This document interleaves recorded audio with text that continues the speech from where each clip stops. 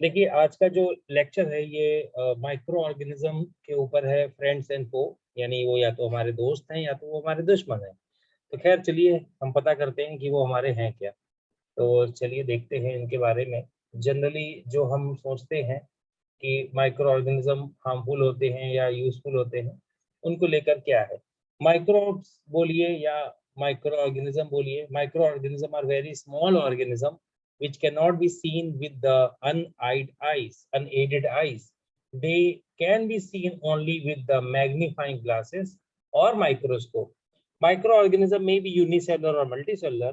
Microorganism may exist alone or in colonies.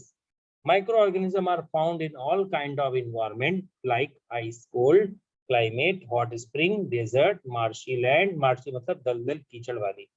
उसके बाद they are also found inside the bodies of other organism, तो ये भी है भाई, सही बात है। आगे देखिए चलते हैं, आपको कुछ भी कहना हो ना तो आप हैंड रेस करना। Types of micro organism, there are 4 main types of micro organism. कौन कौन से होंगे? 4। Bacteria, fungi, algae and protozoans. Virus को हमने कंसीडर तो किया है माइक्रो ऑर्गेनिज्म, लेकिन हमने उसको ना ही लिविंग और ना ही डेड नहीं मानते इन दोनों के बीच में। तो अभी क्या है कि वो उन दोनों के बीच का कनेक्टिव लिंक माना जाता है, लिविंग और डेड के बीच का। They are different from the other micro organism because they reproduce only in the body of the host. जब तक वो होस्ट की बॉडी में है तब तक तो वो लिविंग होंगे, लेकिन अगर वो बॉडी से बाहर है तो वो रिप्रोड्यूस नहीं करेंगे, वो क्रिस्टल फॉर्म में पाए जाएंगे, यानी कि केमिकल फॉर्म में। तो उनको हम नॉन लिविंग मानते हैं। खैर ये वायरस के लिए बात है। जैसा कि ये वायरस दिख रहा है आपको, अगर आपके स्कूल में ये पढ़ाया गया है तो अच्छी बात है कि वायरस के ऊपर जो डायग्राम आपको दिखाया जाता है, कभी पूछ दिया गया तो उसके लिए जस्ट रेफरेंस के लिए मैं बोल रहा हूँ। ऐसा जरूरी नहीं है, कंपलसरी नहीं है कि आपके स्कूल में डायग्राम आएगा। मैं बस पढ़ा रहा हूँ ताकि आपका नॉलेज इनहेंस हो जाए। जैसे कि वायरस कई प्रकार के हैं, जैसे ये HIV वायरस का है, और ये बेटा जो पहला वाला डायग्राम है ये TMV वायरस का है, याद रखिएगा। टी कैपिटल में लिखा हूँ, TMV। Tobacco mosaic virus. आप इसका स्क्रीनशॉट भी ले सकते हैं, या आप मांगेंगे तो मैं इसकी स्लाइड का आपको PPT पूरा पूरा भेज दूंगा, आपको मिल जाएगा वो। ओके ओके, तो जो मैंने अभी TMV बोला वो उसका नाम एक्चुअल में वो नहीं है, वो गलती से मैंने बोल दिया। इसका नाम बैक्टीरियोफेज वायरस होगा। जब एक बैक्टीरिया वायरस मतलब वायरस जब एक बैक्टीरिया के ऊपर अटैक करता है, और उस दोनों के एसोसिएशन को बैक्टीरियोफेज कंडीशन कहते हैं। अच्छा, ये कई बार क्वेश्चन जो है पूछा जा सकता है कि कैप्सिड क्या होता है। तो प्रोटीन का कोट होता है वायरस के ऊपर, जो प्रोटीन का कोड होता है उसको कैप्सिड का नाम दिया जाता है, ये आप याद रखें। अगर पूछा गया कि जनरली वायरस किससे कवर्ड होता है तो आप कैप्सिड लिख के आना, कैप्सिड से वायरस कवर्ड होते हैं। ठीक है, और उसके बाद वायरल वायरल इन्वेलप जो सबसे बाहर का स्ट्रक्चर है वो भी प्रोटीन और लिपोप्रोटीन का बना होता है। वो आपको जब मैं सेल मेम्ब्रेन पढ़ाऊंगा तो आपको बताऊंगा मैं फॉस्फोलिपिड बाइलेयर वगैरह के बारे में कि वो क्या होती है। अच्छा, तो ये हो गया। इसके बाद हम बात करेंगे फ्रेंडली माइक्रो ऑर्गेनिज्म। बहुत ही आसान है ये, ऐसे ऑर्गेनिज्म जो हमारे कई कामों को आसान करते हैं। देखिए कहा जाता है कि जो माइक्रो ऑर्गेनिज्म है वो हमारे ही आसपास रहते हैं, और हम सब उनसे अलग नहीं हैं, हमारे इकोसिस्टम में उनका बहुत बड़ा रोल है। तो क्या लिखा है? Micro organism like bacteria decompose organic waste into the manure and increase the fertility of the soil. समझ में आ गया होगा आपको, आपने कंपोस्ट वगैरह के बारे में अभी पढ़ा हुआ है। Micro organism helps in the fixing और एटमॉस्फेरिक नाइट्रोजन, ये भी मैंने आपको अभी पढ़ाया। लेग्यूमिनस प्लांट्स के रूट्स में बैक्टीरिया पाए जाते हैं जो फर्टिलिटी इंक्रीज करेंगे। Micro organism are used for making curd, ये लैक्टोबैसिलस होगा, याद रखिएगा, lactobacillus. Curd for making cheese, pickles, bread, cake, pastries, ये सब मैं आपको बताने वाला हूँ। Making curd from milk. The bacterium called Lactobacillus reproduces in the milk and helps to convert milk into curd. ये नाम पूछा जाएगा आपसे, अगर स्कूल एग्जाम आएगा आपका तो ये नाम 100% एकदम मतलब आएगा ही आएगा। ऐसा लॉन्ग क्वेश्चन भी आ सकता है आपसे। ये पूरी स्लाइड जो आपको मैं शो कर रहा हूँ 3 या 4 मार्क्स या 5 मार्क्स के क्वेश्चन में आ सकती है कि give the name the important bacteria and their work, या name some friendly microorganism and their uses. Okay, तो ये आपको करना होगा तैयार। देखिए, तो अभी कर्ड वाला हो गया। मेकिंग ब्रेड, ईस्ट जो है हमारे घर में जो ब्रेड आती है उसमें ईस्ट पड़ता है। ब्रेड हो, बिस्किट हो, या जो भी चीजें सब बनती हैं उन सब के लिए, यानी बेकरी इंडस्ट्री पूरी पूरी फंगस के ऊपर, ईस्ट के ऊपर डिपेंडेंट है।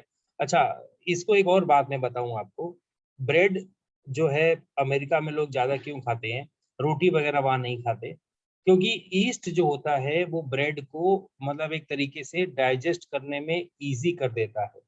लेकिन उसके प्रॉब्लम्स भी हैं, कॉन्सिक्वेंसेस भी हैं, ग्लूटेन वगैरह है, वहां पर लोगों को बड़ी प्रॉब्लम है उस चीजों से, जो उनके डाइजेशन की प्रोसेस को स्लो कर देता है। वो अलग बात है, उसका एक टॉपिक ही अलग है, वो मैं आपको बाद में पढ़ाऊंगा। पर कभी ईस्ट जो है वो अच्छा होता है। ईस्ट हम जैसे जलेबी वगैरह जो हमारे यहाँ पर बनती है उसमें भी ईस्ट होता है। इवन जो हमारी जो ट्रेडिशनल तरीके हैं, ट्रेडिशनल जो हमारे कल्चर हैं, जो हम पूजा करते हैं भगवान की, उसमें भी देखना बहुत सारी ऐसी चीजें होती हैं जिसमें कि ऐसा खमीर को प्रोड्यूस करके हम उसमें से चीजें बनाते हैं। साउथ इंडिया भी देखिए पूरा ईस्ट पे ही डिपेंडेंट है। चावल को ईस्ट में मतलब रात रात में रख देना ताकि वो थोड़ा सा डो बन जाए, यानी उसको सुबह इडली बनाना, डोसा बनाना, ये सब डाइजेशन में बहुत आसान होते हैं। क्योंकि जो शुगर का पार्ट होता है, मैं उसका साइंटिफिक रीजन बता रहा हूँ आपको, चावल में, चावल को हमने पीसा, उसको पेस्ट बना के रख दिया, तो जो उसका जो शुगर का पार्ट होगा, यानी ग्लूकोज स्टार्च का जो पार्ट होगा, वो ईस्ट उसको सिंपल कर देगा। यानी रात भर में उसको वो एक तरीके से डिकम्पोज कराना चालू करा देगा, तो उसमें गैस बनेगी, यानी वो फ्लफी हो जाएगा, गैस बनेगी उसमें। तो वो थोड़ा सा भी रखो आप अगर रात में चावल को पीस के, तो थोड़ा ज्यादा हो जाता है, सुबह तक डो बन जाता है वो। तो इसी तरीके से हम इस चीज को मतलब कहते हैं ये। और अगर आपको एक्स्ट्रा जानना हो कभी, तो आप हम रेगुलर क्लास में मुझसे और पूछना, मैं और बताऊंगा आपको कि इसका और इकोनॉमिक इम्पोर्टेंस क्या है ईस्ट का।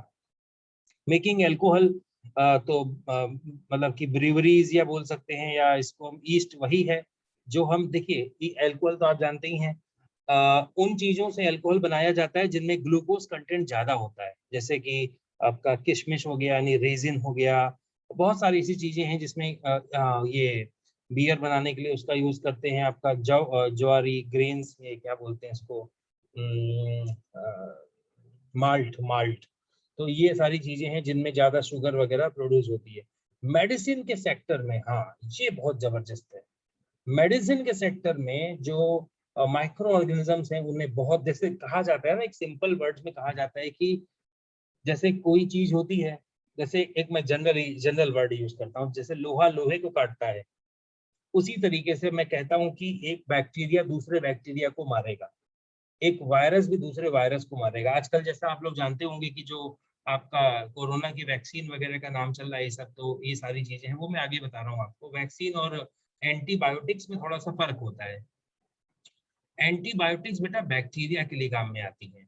इसमें ये क्या करती है, ध्यान से सुनना मेरी बात को। बैक्टीरिया जैसे है कोई, देखो मैं अभी आप समझा रहा हूँ, जैसे ये एक बैक्टीरिया है और ये बैक्टीरिया हमारे अंदर आया। इस बैक्टीरिया के ऊपर जो ये जो लेयर मैंने बनाई है, इस स्ट्रक्चर को बोलते हैं बेटा सेल वॉल। इसको बोलते हैं सेल वॉल। तो जब बैक्टीरिया हमारी बॉडी में आएगा, तो हमारी बॉडी में आने के बाद हमें बीमार बीमार कर देगा। अब अगर हमने ये एंटीबायोटिक्स ले ली, स्ट्रेप्टोमाइसिन, ये अलग अलग तरीके की होती हैं, और कुछ ऐसी भी होती हैं जो कई बीमारियों में काम करती हैं। तो एंटीबायोटिक करती क्या है, ध्यान से सुनो। चलो मैंने स्ट्रेप्टोमाइसिन ले ली, ये ले ली मैंने इसके लिए, तो पता है क्या करेगी वो, इसकी सेल वॉल को डैमेज कर देगी, जाके इस बैक्टीरिया की सेल वॉल को हटा देगी। यानी कि जो छुपा हुआ बैठा है वो अपने शेल में, उसको उससे बाहर निकाल देगी। अब हमारी डब्ल्यूबीसी जो हैं, हमारी बॉडी की डब्ल्यूबीसी, इसके अंदर जो छुपा हुआ जो बैक्टीरिया है, इसके अंदर जो छुपा हुआ बैक्टीरिया है, उसको ये वाली जो है पकड़ के खा जाएगी हमारी डब्ल्यूबीसी। और कई सारी एंटीबायोटिक्स कॉमन होती हैं, आप जैसे बोलते हैं डॉक्टर्स की एक एंटीबायोटिक दूसरी बीमारी के लिए खाई जा सकती है, ऐसा उसमें कोई भी ज्यादा बड़ी प्रॉब्लम नहीं आएगा। अच्छा, यहाँ पर एक बच्चे ने कहा yeast is used in bread so it is a non veg. नहीं नहीं नहीं, ऐसा नहीं है, नॉनवेज नहीं है वो। ऐसे तो तुम मुंह खोलते हो अपना और हवा में अंदर लेते हो, तो हवा जो अंदर जा रही है इसमें बहुत सारे बैक्टीरिया और बहुत सारे ईस्ट जा ही रहे हैं। जैसे अपने घर में हम चावल को रात में पीस के, जैसे मम्मी इडली बनाती हैं तो कैसे बनाती हैं, उसको रात में पीस दिया चावल को और रख दिया, तो हमने कुछ डाला नहीं उसमें, कुछ नहीं डाला, हमने उसको बस केवल रख दिया है, और सुबह देखोगे ना तो वो अपने आप फूल जाएगा। तुमने ईस्ट डाला ही नहीं उसके अंदर, तो भी आ गया। कहाँ से आ गया? हवा में घूम रहा है ईस्ट, हवा में है, ऐसे हवा में है ईस्ट, बहुत सारे ईस्ट हैं। आप अगर अपने बारिश के सीजन में देखोगे तो बहुत सारे जगह पे ऐसे ग्रीन ग्रीन सा लेयर जम जाती है, तो वो क्या तुमने डाला है वहां पे? नहीं, वो अपने आप आ गया।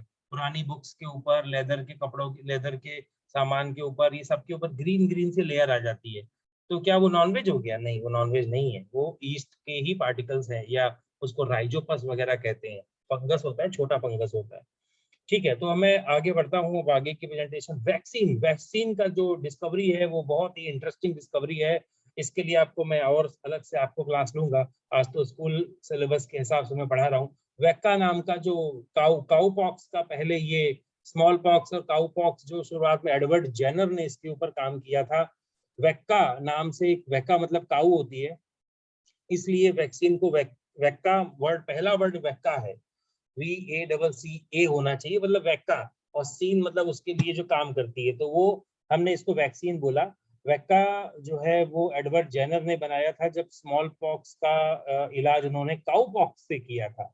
याद रखिए, एक ऐसा गांव था जहां सबको स्मॉल पॉक्स फैल गया था। अब उसमें स्मॉल पॉक्स से ठीक करने के लिए उन्होंने एक चीज ऑब्जर्व करी।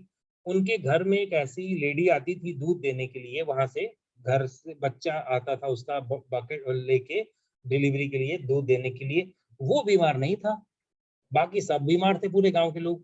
तो वो घर गए उनके, और देखा जाके तो जो काऊ थी, काऊ के जो ब्रेस्ट होते हैं जिससे दूध निकलता है, उनमें भी छोटे छोटे से पॉक्स थे, ऐसे छोटे छोटे से लाल लाल से ब्लिस्टर जैसे थे। तो जब उन्होंने ऑब्जर्व किया, उसका पस निकाला काऊ के बॉडी में से, स्किन में से वो पस निकाल के उन्होंने किसी बीमार इंसान की बॉडी में वो पस डाल दिया, तो वो इंसान ठीक हो गया। वाह! तो इस तरीके से इसकी डिस्कवरी हुई थी। वो आपको मैं और पढ़ाऊंगा, जब मैं पढ़ाऊंगा ना ये चैप्टर, तब मैं रेगुलर क्लास में आपको और कहानी समझाऊंगा इसके बारे में। सो दे आर डेड और weak micro organism into the body producing antibodies. Antibody मतलब जो लड़ाई करते हो, हमारी बॉडी के सेल्स, हमने उनको ट्रेनिंग दे दी कि तुम्हें इनसे लड़ना है, डमी डमी सेल्स से लड़ना है। जैसे कि हम लोग क्या करते हैं, कराटे सीखते हैं, तो कराटे में क्या करते हैं, सब एक चीज की ट्रेनिंग लेते हैं, और जब कोई प्रॉब्लम आती है तो हम उसी तरीके से लड़ाई करते हैं। तो उसी तरीके से हम अपनी WBC, अभी मैंने जो बताया था पीछे, उन्हीं WBC को ट्रेनिंग देते हैं कि तुमको इसके लिए लड़ाई करनी है, ये डमी है। जैसे मैंने अभी कोरोना के वायरस के लिए हमने कोरोना का ही वायरस बॉडी में डाल दिया, लेकिन वो वायरस बहुत वीक था, एकदम वीक। उसी वैक्सीन में है वो वीक वायरस। अब वो हमारी बॉडी क्या समझेगी, अरे मुझे तो कोरोना आ गया, तो वो लड़ना चालू कर देगी, और इसी वजह से हमको फीवर भी आ जाता है शुरुआत में। प्री वैक्सीनेशन या पोस्ट वैक्सीनेशन सिम्टम्स यही होते हैं कि वैक्सीन लगवाने के बाद हमें फीवर आना आ सकता है, कोई दिक्कत नहीं, पर वो उतना ज्यादा नहीं आएगा जितना असली वाला जब वायरस आएगा बॉडी में तब। तो ये उसी के प्रिवेंशन के लिए है जनरली। यहाँ पे हार्मफुल माइक्रो ऑर्गेनिज्म जो हमें नुकसान पहुंचाते हैं, ये बहुत ही इंपॉर्टेंट नाम है। हार्मफुल माइक्रो ऑर्गेनिज्म को पैथोजेंस कहते हैं, ये बात आप याद रखिएगा। हार्मफुल माइक्रो ऑर्गेनिज्म को पैथोजेंस कहेंगे। इनके अंदर जैसे सब माइक्रो ऑर्गेनिज्म डिजीज कॉज करते हैं, ग्रो इन फूड, और उनको हार्म कहते हैं, पॉइजनस कर देते हैं, सड़ा देते हैं। सब micro organism spoil material like clothing, leather, would etcetera, वो जो मैंने अभी नाम लिए थे, उनमें हमने उनको कैटेगरीज में डिवाइड कर दिया है। जैसे कि कुछ डिजीज फैलाने वाले माइक्रो ऑर्गेनिज्म, तो यहाँ क्या क्या लिखे हैं, चलो रीड कर लेते हैं। Disease causing micro organism enters our body through the air, water, food contact और insect.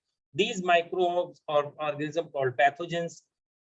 Disease which can be spread from infected person to the healthy person are called communicable disease. जैसे हम छुआछूत की बीमारी कहते हैं, जैसे किसी एक को है दूसरे को हो गई, लेकिन सारे डिजीज बेटा कम्युनिकेबल डिजीज नहीं होती हैं, याद रखिएगा।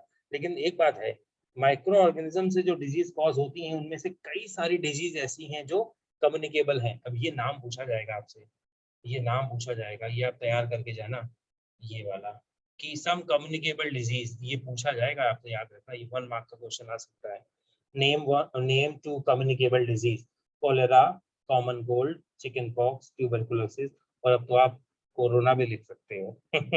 सम insects and animals act as a carrier of disease carrier क्या होता है, सुनो ध्यान से सुनना सब लोग, कैरियर क्या होता है? कैरियर वो होते हैं जो माइक्रो ऑर्गेनिज्म को कैरी करते हैं, लेकिन वो खुद बीमार नहीं पड़ते उनसे। याद रखना इस बात को, कैरियर में ये बहुत बड़ा फर्क होता है। कैरियर, कैरियर वो होता है जो उसको लेकर जाए, लेकिन वो खुद बीमार ना पड़े। याद रखना इस बात को, समझे? इनके एग्जाम्पल जैसे house fly, female anopheles, female aedes mosquito, ये सब नाम याद रखना, ठीक है ना? तो ये आपको, ये तो बस इतना ही है बेटा, ये इतना ही करना है आपको। इसके आगे बढ़ता हूँ मैं। हाँ, ये एग्जांपल्स हो गए, जैसे ये female anopheles, aedes, aedes mosquito virus का एक, डेंगू एक वायरस होता है बेटा, याद रखना। डेंगी बोलते हैं वैसे उसको, डेंगी वायरस। और एनोफिलीज जो है, ये जो बीमारी फैलाता है वो प्रोटोजोअन बीमारी, यानी कि देखो कितना बड़ा फर्क है दोनों में। फीमेल एनोफिलीज प्रोटोजोआ को कैरी कर रहा है, और फीमेल ये जो सॉरी एडीज जो है ये वायरस को कैरी कर रहा है। दोनों में बहुत बड़ा फर्क है, ये आप याद रखना। दोनों अलग अलग चीजों को कैरी करते हैं। एक से होता है, इससे होता है फीवर, और इस वाले से प्लेटलेट्स कम होती हैं। डेंगू होने से प्लेटलेट्स बॉडी की जो कम होती हैं, जिससे हमारा बहुत तेजी से इम्यून सिस्टम कमजोर होता है और डेड हो जाती है इंसान की, प्लेटलेट्स कम होने से।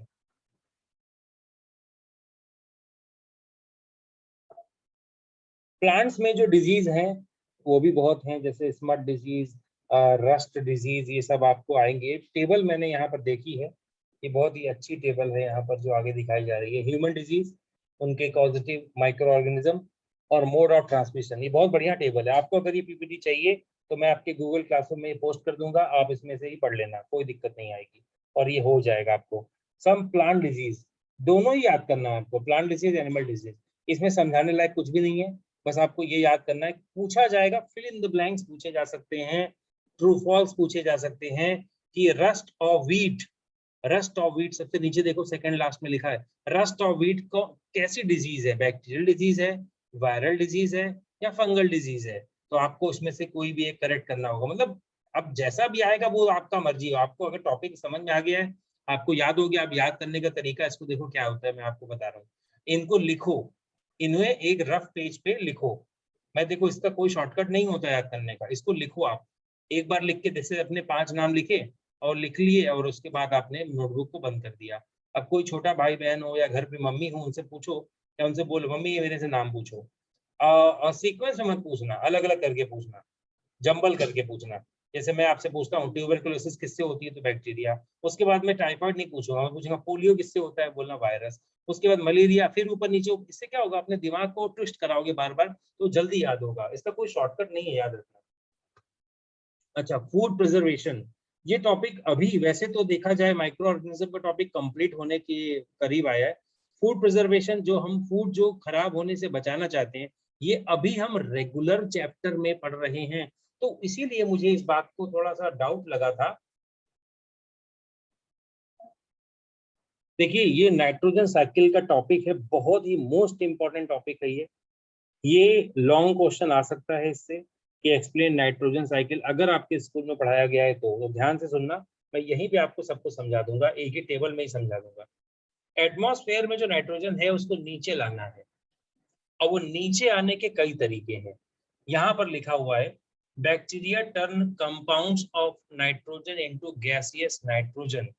तो जो यहाँ पर एक तो ये तरीका है, एक मिनट, उल्टी है साइकिल ये तो, अच्छा इधर से होगी स्टार्ट ये, हाँ इधर से स्टार्ट है ये।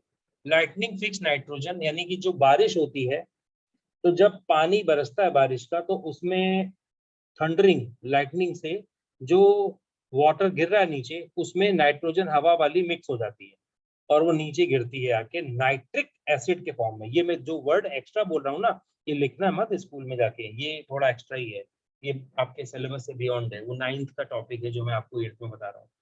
नाइट्रोजन फिक्सेसिंग बैक्टीरिया, ये तो पता ही है आपको, लेग्यूमिनस बैक्टीरिया। उसके साथ साथ ब्लू ग्रीन एल्गी, ये जो रूट्स में पाए जाते हैं, ये वो हो गए। हाँ, यहाँ दो सुनो, ध्यान से सुनो, यहाँ पे ये जो nitrogen fixating bacteria blue green algae है ना, ये वाला ऊपर वाला, ये सरफेस में पाया जाता है, ऐसे खुले में पाया जाता है, ऊपर पाया जाता है। और एक और बैक्टीरिया होता है यहाँ पे, एक और, ये तो था ऊपर वाला, एक और होता है सेकंड।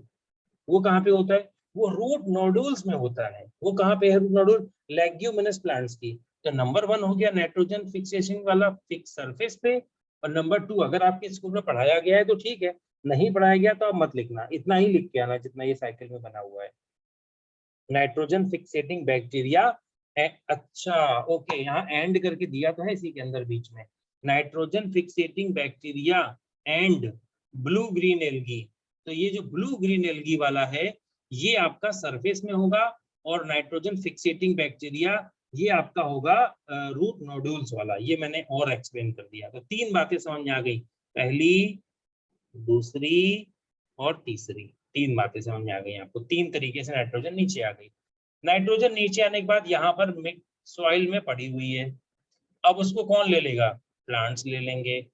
अब प्लांट से कौन, जैसे हम प्लांट्स के प्रोडक्ट खाते हैं, जैसे हम प्लांट से वेजिटेबल्स, फ्रूट्स और ये सब खाते हैं, तो प्लांट्स से एनिमल्स ने ले लिए। अब प्लांट और एनिमल जो दोनों के दोनों वेस्ट करेंगे, अपना प्लांट और एनिमल दोनों के दोनों वेस्ट करेंगे एक्सक्रीशन।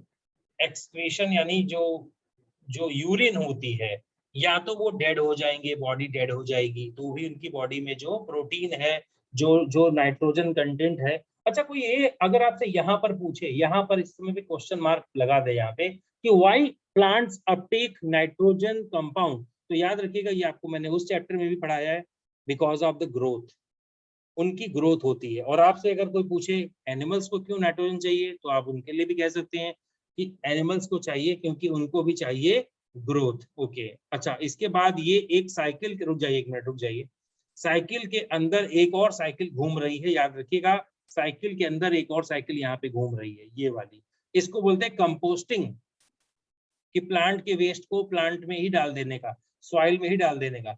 तो आजकल जो गीला कचरा और सूखा कचरा अलग अलग रखा जा रहा है, उसे हम इसी मेथड से कर रहे हैं, क्योंकि अगर हमने ये नहीं किया ना, देखो यहाँ ध्यान से समझो, प्लांट ने जो नाइट्रोजन ली और यहाँ दिया, फिर यहाँ दिया, अगर ये यहीं से डायरेक्ट नीचे आ जाए तो बहुत अच्छी बात है, प्लांट्स को वापस फिर से यहीं से मिल जाएगी, क्योंकि फिर वो पूरा प्रोसेस रिपीट करके आना पड़ेगा नीचे, और फिर वो बारिश होने में बहुत टाइम लगेगा, या नाइट्रोजन फिक्सेशन में बहुत टाइम लगेगा, तो ये थोड़ा लेंदी प्रोसेस हो जाएगा। इसलिए हम लोग चाहते हैं कि हमारे एटमॉस्फेयर में जो नाइट्रोजन फिक्स हो चुकी है वो वापस ना जाके हमारे साइकिल में ही यूज में आ जाए, तो हमें दोबारा ये पूरा ऊपर से लेकर नीचे तक का वेट नहीं करना पड़ेगा। तो एक तो ये हो गया। उसके बाद यहाँ पर जो सॉइल में पड़ी है उसको वापस भी भेज देते हैं बैक्टीरिया, कुछ ऐसा काम करते हैं, जैसे कि सूडोमोनास जैसे कुछ बैक्टीरिया होते हैं जो इनको वापस ऊपर भेज देते हैं एयर में, नाइट्रोजन को हवा में, याद रखिएगा इस बात को। तो ये था बैक्टीरिया, सॉरी, ये जो नाइट्रोजन साइकिल थी, ये पूरा का पूरा टॉपिक था, और ये यहाँ पर कंप्लीट होता है।